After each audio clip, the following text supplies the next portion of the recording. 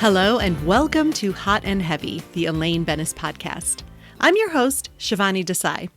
Today I'll be talking about Season 3, Episode 10, The Stranded. Hello everyone. Hope everyone had a great Halloween.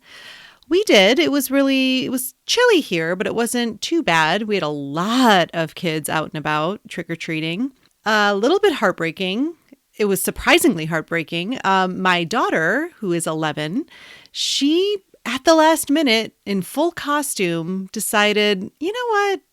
I don't really feel like going trick-or-treating. I would rather hand out the candy. And I sort of, I'm not proud of it, but I sort of freaked out. I was like, what? She thought she was in trouble. She was kind of like, well, I just don't want to.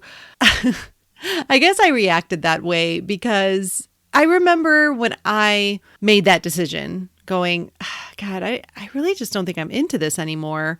It was while I was trick-or-treating. I believe I was about 13 and I had gone out with a friend. By that point, I could go out by myself. My older brother was too old to trick-or-treat, so it was just me and my friend Jill.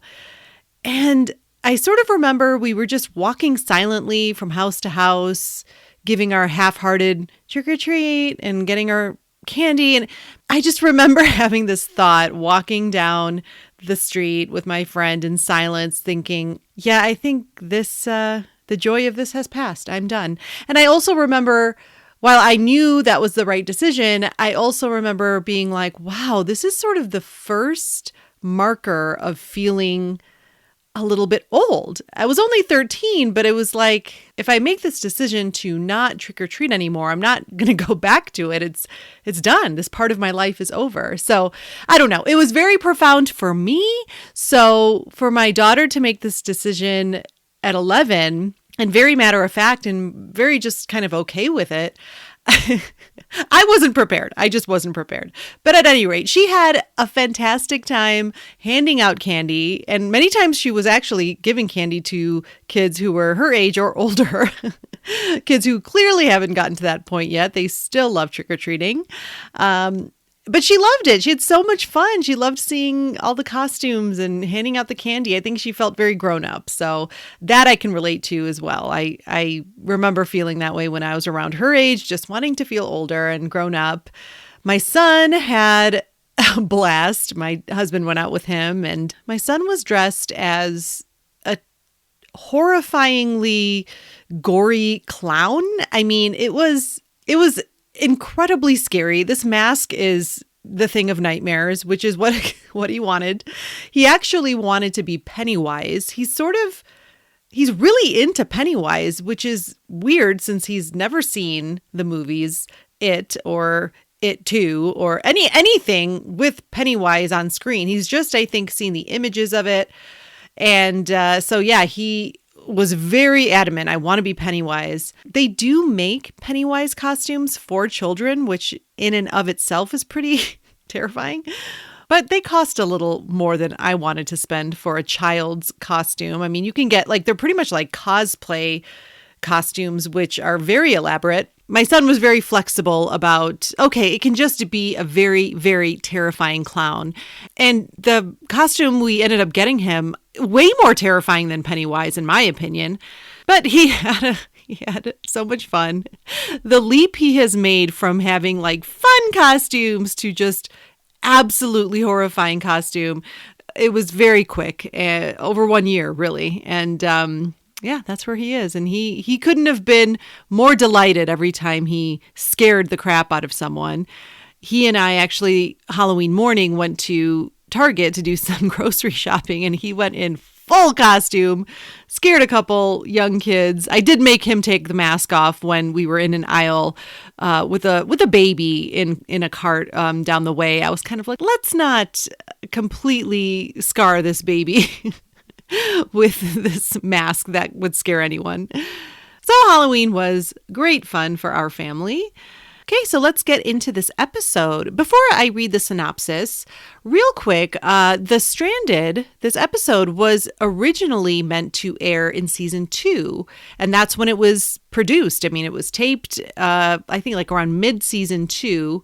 However, because Larry David and the network were not very crazy about how it ended up. They were pretty dissatisfied with it. They were originally holding it off until the end of season 2, but then they didn't want it to, I guess, be the capper to that season. They didn't think it was strong enough, so they just held it until mid-season 3. And spoiler alert, I'm not a real big fan of this episode, so I can see why they did this. I'll get more into that, obviously, as we get more into the episode, but I can definitely understand the dissatisfaction with the resulting episode, although it was nominated for a Writers Guild Award. So, I mean, they did something right. And again, I'll get more into that later, but let's get into the synopsis. For this episode from my coffee table book, it's as follows. George strands Jerry and Elaine at a Long Island party because his sexy coworker needs a ride home. The party host later visits Jerry in the city and has fun with Kramer and a hooker. Elaine is unhappy with women who wear fur. Meanwhile, George feels shortchanged by a drugstore cashier and gets revenge by shoplifting. Wow. I mean, even the synopsis is like, talk about phoning that in. Elaine is unhappy with women who wear fur. I just love that that's the entire explanation of what Elaine does in this episode. This episode is written by Larry David, Jerry Seinfeld, and Matt Goldman. We open the episode in a drugstore with George and Jerry. George apparently has fleas. He got it from his idiot cousin. During their shopping trip, George asks if Jerry's going to go to this party. And Jerry's hesitant. It's all the way in Long Island. It's an act of desperation. People are going to be saying all night, you came all the way to Long Island for this. But George really wants him there. The nice woman from his office, Ava, will be there. Then he offers to drive. Oh, well, that's a game changer. If he drives, Jerry will go. And George is still trying to sell him on it. It's supposed to be a good party. Well, what does that mean? Good dip? No, there'll be girls there. I love how Jerry is just like, that means nothing. There are girls everywhere. And then George has a little run-in with the cashier. He thinks that she shorted him his change and she denies it. The security guard has to come over and George has a very George reaction. He's just so pissed. You haven't won. This isn't over. I haven't forgotten what happened. The cashier is played by Gwen Shepherd, and she has done many guest starring roles in a lot of television shows in the 80s and the 90s, and I like her. I think she does a good attitude performance with George here, especially cutting him off with you. The next scene, we are at the party in Long Island. George, Elaine, and Jerry are walking through the front door. They sort of hesitate at the threshold, not sure what to do. Elaine says, no, we got to blend in. George looks over and sees Ava, and so she comes over and brags about selling 129 West 81st, which I think many of you will recognize that address. It is the same address they use for Jerry's building in later episodes. Ava is played by Terry Austin. Now, she was best known for her role in Knots Landing. She was on that show for over 100 episodes and many other guest starring roles in the 80s and 90s. And I think Terry Austin's really good. I mean, she holds her own with JLD later, as we'll see. Right away, Jerry and Elaine are regretting this decision. Why did they come to this party? This is going to be bad. They can just feel it. So Jerry says, listen, we need to have a signal in case one of us gets in trouble. And Elaine's just like, how old are you? And he says 36. He says chicken wing. Oh, no, head patting. So they settle on head patting. The purpose of this scene, we see the party setting and what they're in for. And we get introduced to Ava, and she and George are sort of pairing up right away. My take, I mean, I like the instant regret upon arriving for both Jerry and Elaine. I like that. I think it's a very relatable feeling, especially for me. I tend to be a homebody by nature, so many times I get like that instant anxiety at social gatherings, especially if I'm not familiar with the crowd. So yeah, I can relate to this kind of going like, all right, I'll go, it'll be okay. And then getting there and just having that like wave of regret right away. I love that Elaine asks Jerry how old he is after his whole signal idea. And I've said this before, the fact that he's 36, it just amuses me. I've already talked about how this cast will be perpetually at least 40 all the time to me because of how young I was when I watched it originally. And so they just always seem so much older than their actual age. And the fact that Jerry in this episode is 7 years younger than I am right now, it's very trippy for me to think about. And I never use the word trippy, but it's the one word that seems very fitting about the situation. All right, next, I'm calling it the next scene, but it's really kind of a party montage of everything that's happening. Jerry right away gets the question from this guy on a couch. He came all the way from Manhattan for this. Jerry starts patting his head instantly. He's like, I don't want to talk to this guy. He tells him he's a stand-up comedian. Then we go over to Elaine. She's stuck in a conversation about George Washington Carver. And this man is so interested in what he did and the peanut. Then we go back to Jerry. The really dull man tells him, oh, people say I'm really funny. Then we go back to Elaine's hell with the George Washington Carver guy. Now he's wondering, did he ever work with the pecan? Couldn't be more boring. George comes over to Jerry, saves him from this conversation, and fills him in. You know, Ava hasn't taken her hands off of him all night. And Jerry's like, wow, that's pretty cool. But anyway, we're ready to go. And George is kind of like, you know, give me another half an hour. Something's happening here. I really want to see this through. So Jerry agrees. All right, another half an hour. Thankfully, Jerry then saves Elaine from the peanut guy.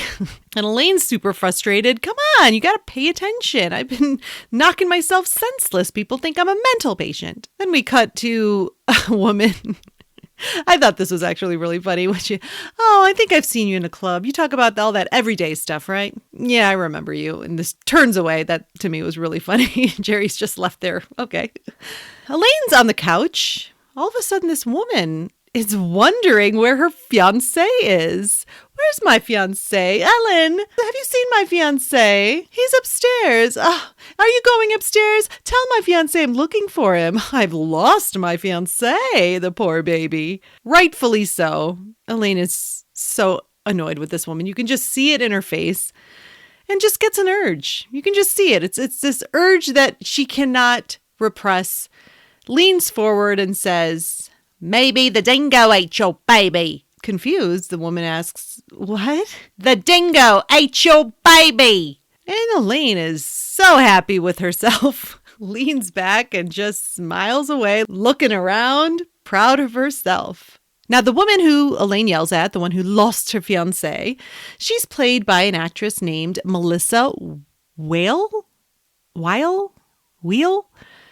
It's one of those, I think. Anyway, she doesn't have a lot of credits. So she looks like she didn't do too much work before or after Seinfeld.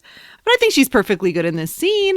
She is very good at being the annoying woman who just can't stop talking about her fiancé. You know she does this all the time. She just gives off that vibe. So great job to Melissa Whale.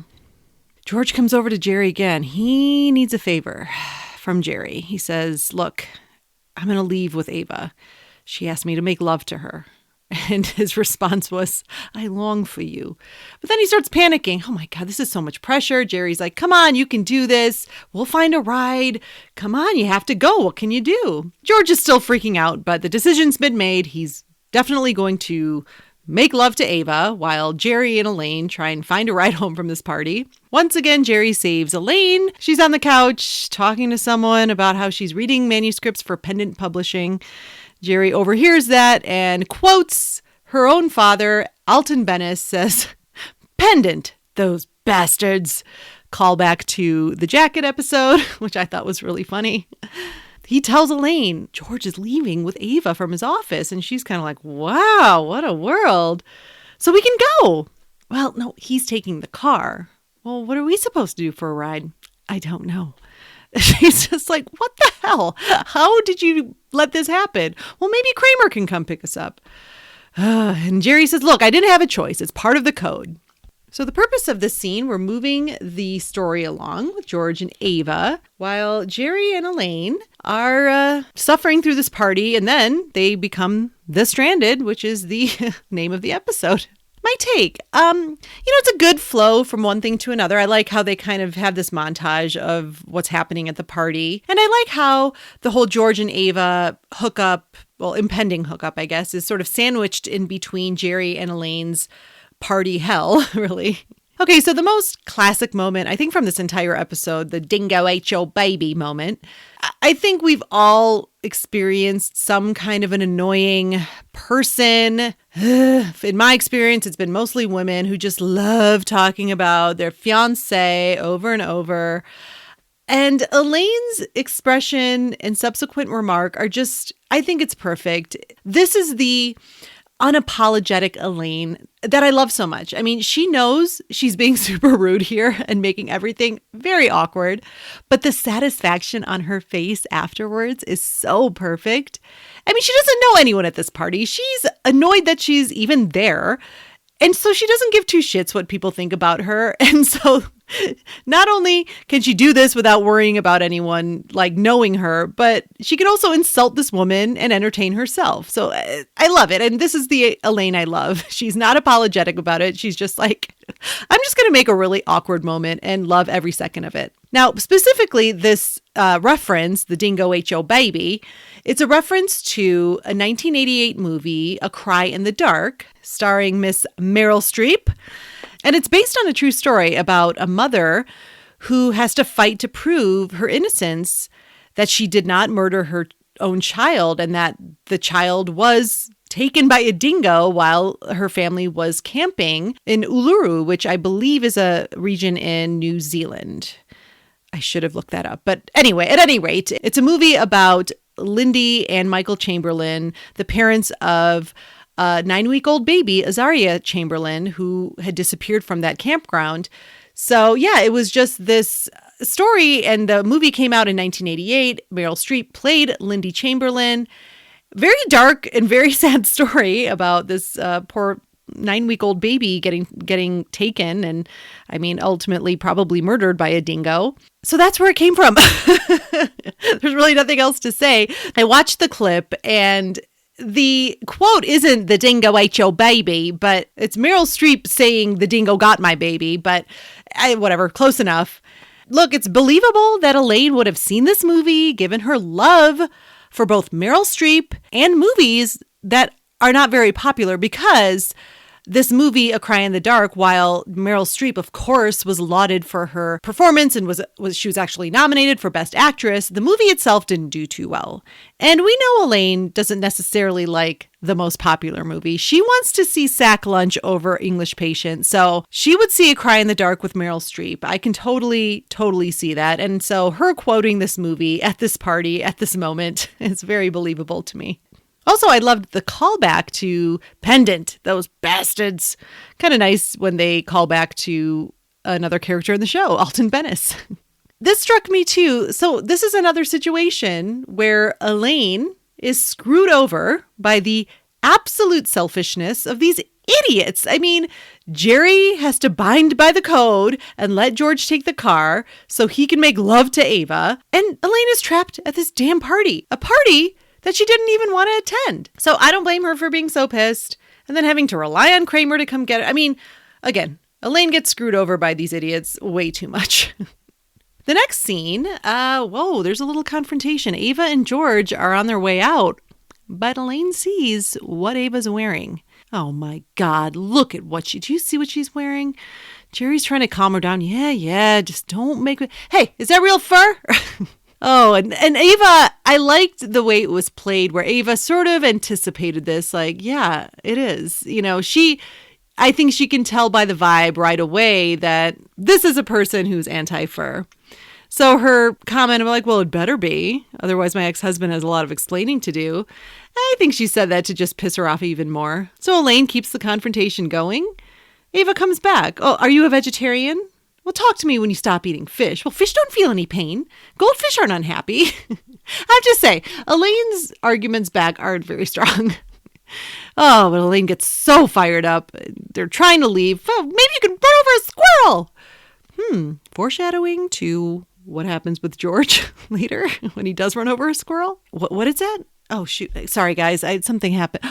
Oh, we got a jacket watch incident. I'm not going to sing. I don't have anything to introduce it, but I'm just going to say, hey, it's a jacket watch. All right. So, jacket watch. I am tracking all the times a jacket is mentioned or part of a plot in an episode. I don't know why I'm talking like this. This whole segment is thanks to Neil Brennan, a comedian that was a guest on Comedians in Cars Getting Coffee with Jerry Seinfeld, who told Jerry the few times he watched Seinfeld, they were always worried about a jacket. So that made me think, well, I'm going to track how many times they do talk about a jacket. So this is incident number 6. Ava's fur coat. So it's a fur coat. It's not a jacket. Close enough, you guys. Coats are going to be part of the jacket watch. Just in case you were wondering, I know a lot of you were stressed about that, so I'm going to put your minds at ease.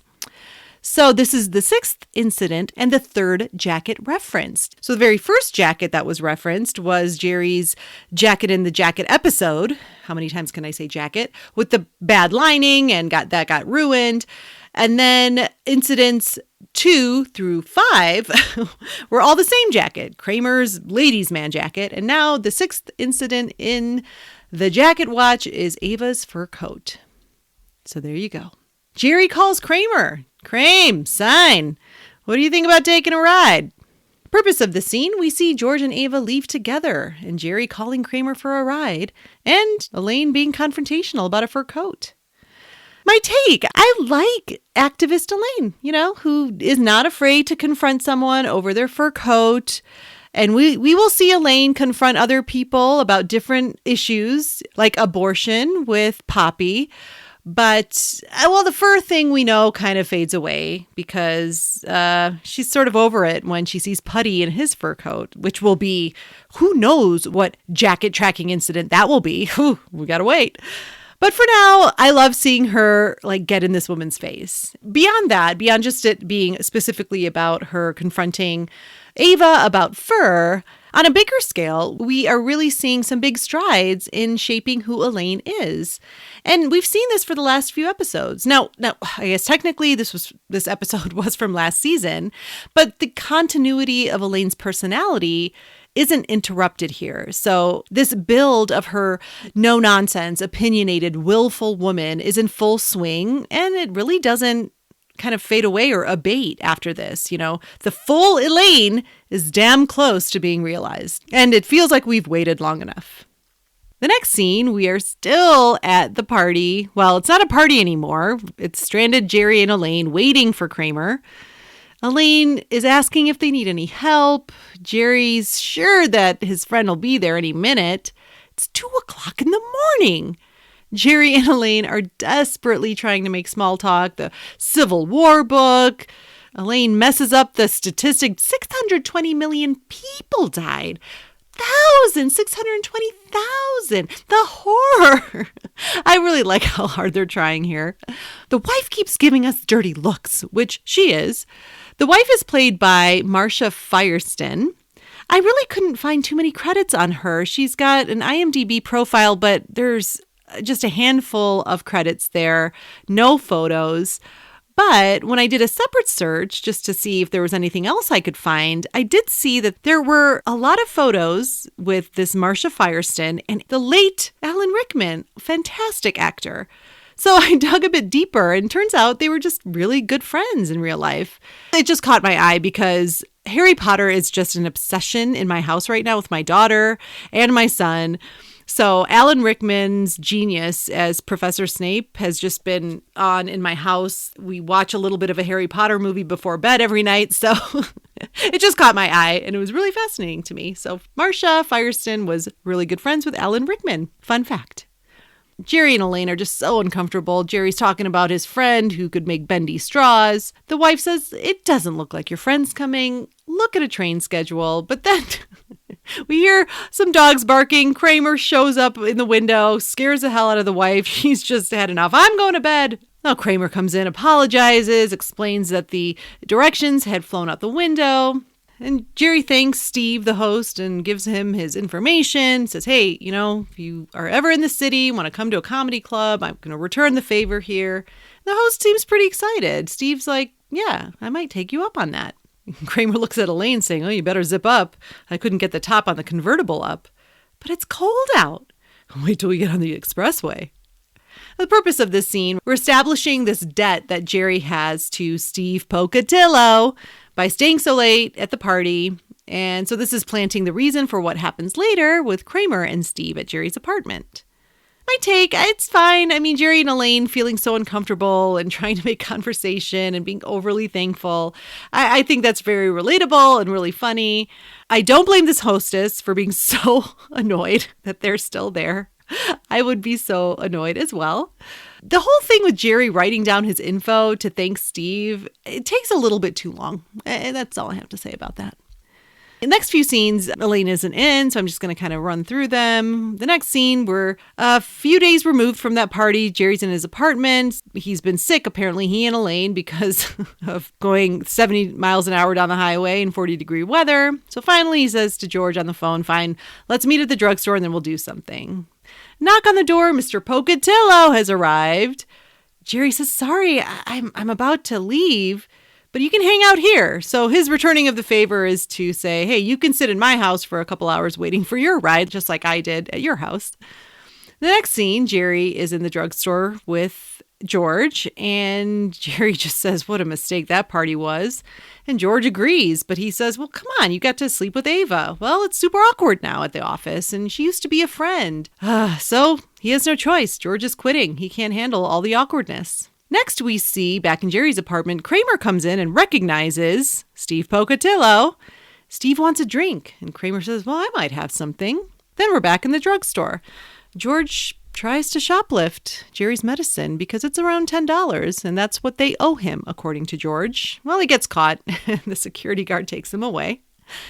The next scene, back in Jerry's apartment, Kramer and Steve are having a great time. They're drunk, they're laughing. Mr. Pocatello wants to meet some girls. What about an escort service? Kramer hands him the phone, 555-LOVE. But Kramer's not going to take part. He's got a girl in the next building. All right, so then we see Jerry entering his apartment to find drunky Pocatello and a hooker who he's arguing with. Apparently he's not going to pay her. Oh, and then his ride buzzes. So he's, see you later, Jerry. He leaves. Patty is not leaving without her money. Patty is played by Bobby Jo Lathan, who did a lot of guest star work in the 80s and 90s on several television shows. And I think she's great. I mean, no real opinion. She plays the hooker very well. So Jerry starts handing over money. And of course, a cop walks in, arresting Jerry for solicitation of prostitution. Elaine enters and just is frozen and says, I have chicken soup. Looks over at Patty and asks, is that real fur? Oh, God, says the cop and Jerry. Purpose of the scene, we see the repercussions of going to that awful party.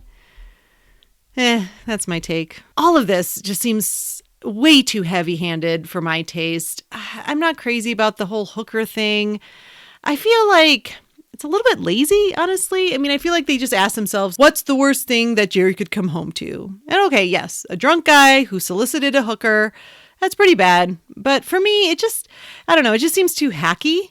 For this to be the shitty consequence of going to this party, it's too weak of a storyline for Seinfeld. I just wish they could have thought of something better. Jerry Seinfeld and Larry David have the capability of coming up with something way better than a hooker, and I don't know, especially the, oh God, between the cop and Jerry saying that. I mean, it's like, really? It felt so sitcom-y, so cheesy. I absolutely hated it. And I found out in the notes about nothing that the oh God was added on the day that they taped it, which isn't surprising. I think a bad last-minute decision was made. And then the very, very last scene is Jerry and George talking about their jail time and comparing notes, which I actually thought was kind of funny. All right, so let's take a quick break, and I will see you on the other side. You're a single woman. You love your life and your independence.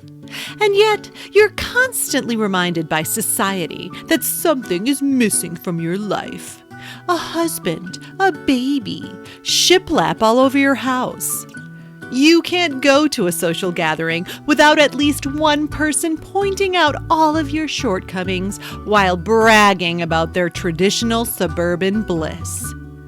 Well, ladies, I know you've had enough, and that's why you need Streep Attack.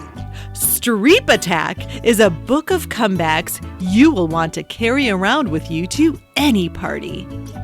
Every comeback in Streep Attack is a line of dialogue spoken by the incomparable Meryl Streep.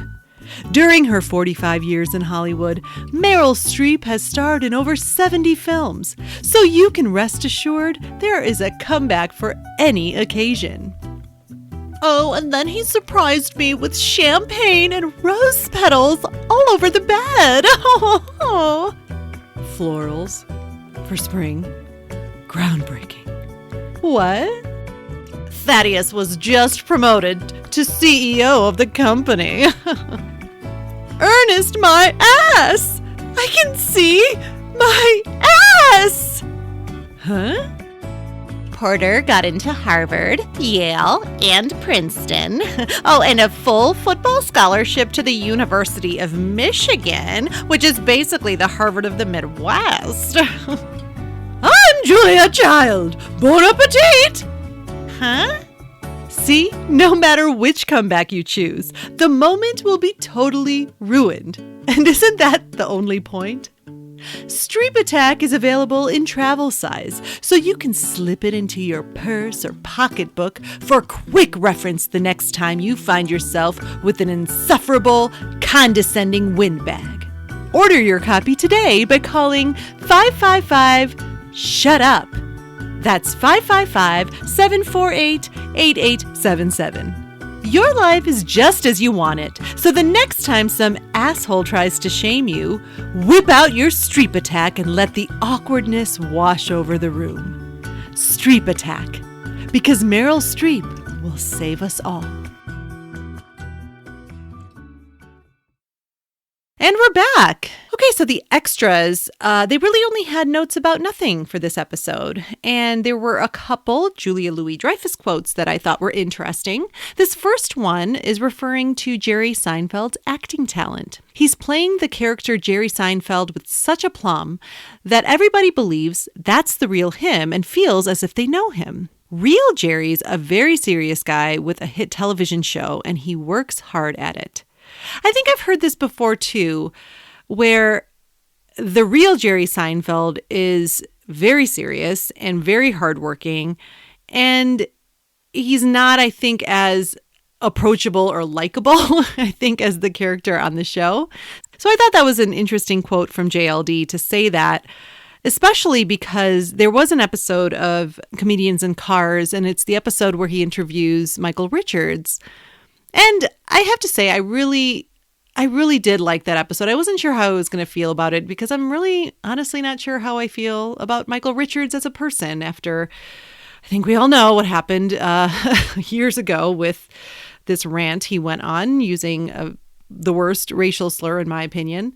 But I was interested to see what this interview was going to be. And during the interview, Michael Richards says, I wish I would have enjoyed it more, the experience of making the show. I was so serious and so stressed all the time to make sure that we put out a good show. And Jerry Seinfeld says, Michael, I could say the same thing, but that wasn't our job. Our job wasn't to have this great time and recognize in the moment that we were making this great show. No.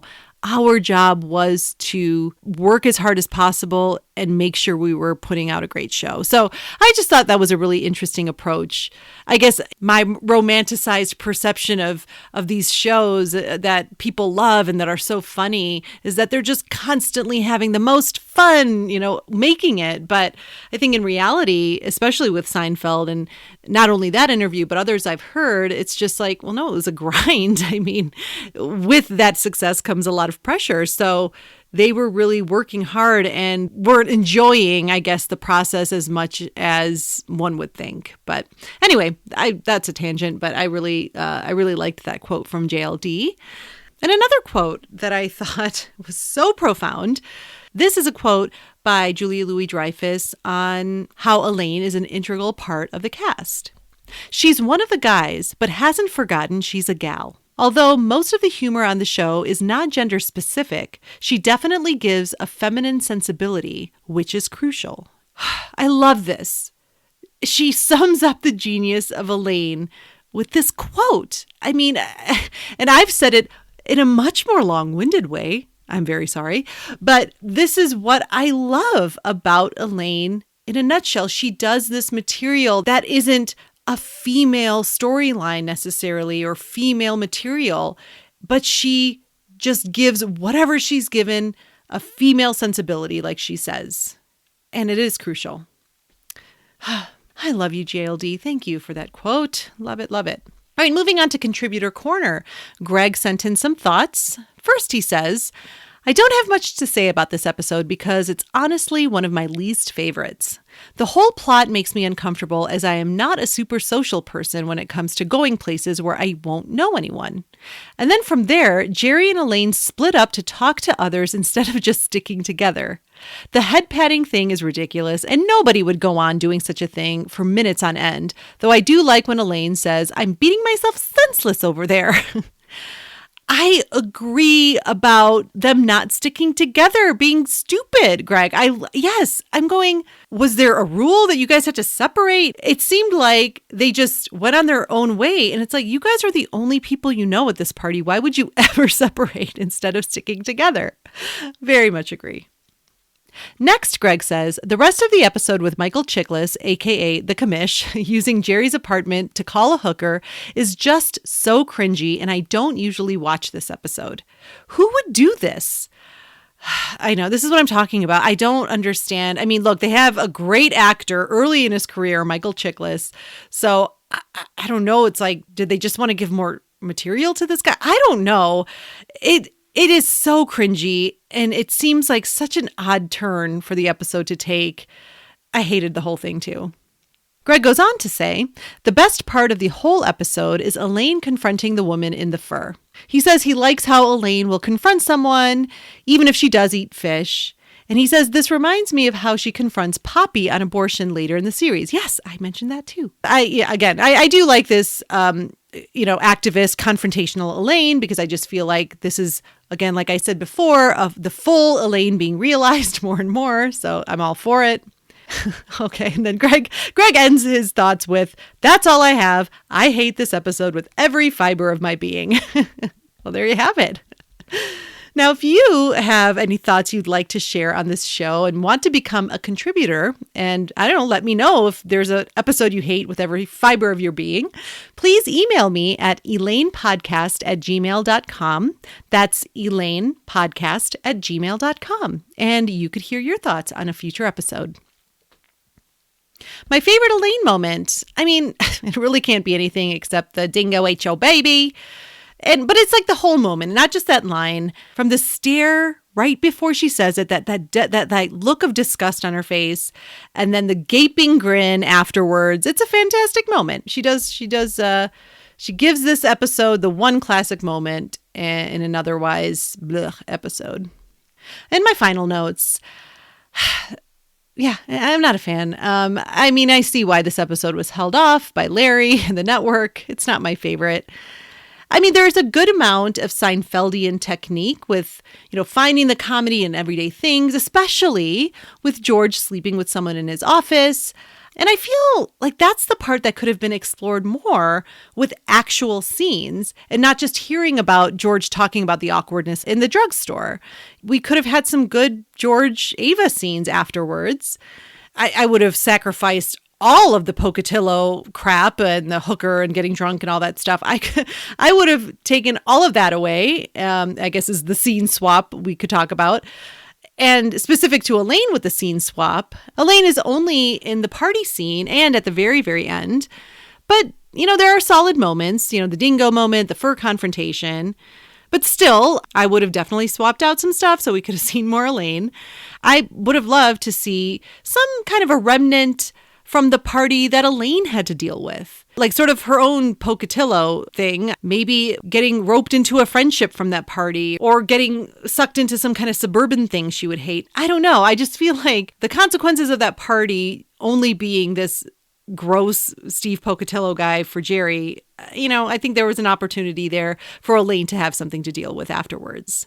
Overall, there are some very classic Seinfeld moments, but the episode loses its way when it focuses on that idiot and Kramer getting drunk and getting the hooker. And also, it seems like the getting drunk and the hooker all happens while Jerry's just at the drugstore. I don't understand. Like, how long was Jerry at that drugstore? It seems like a lot happened. It's not anything I really much care to think about or dive into. So I think that is all I can say about The Stranded. Thank you so much for listening, and I will see you next time.